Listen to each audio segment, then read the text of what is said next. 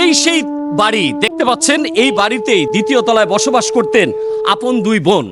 তাদের ৩,০০০ টাকার জন্য তাদেরকে দুনিয়া থেকে বিদায় করে দিয়েছে আপন ভাগিনা, এবং কি তাদের জানাজাও পড়েছে সেই ভাগিনা।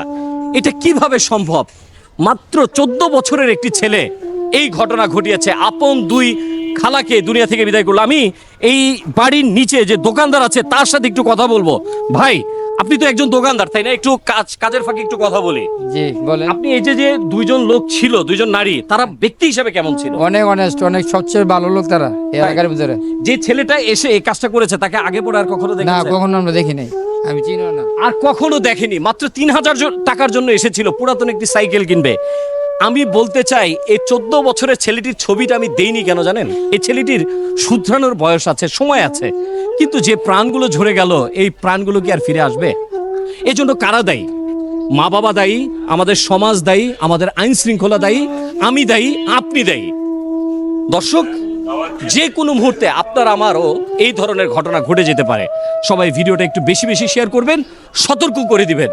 আর যারা এই দুনিয়া থেকে চলে গেছে তাদের আত্মার মাগফিরাত কামনা করছি। আল্লাহ তাআলা যেন তাদেরকে জান্নাত নসিব করে। আমিন।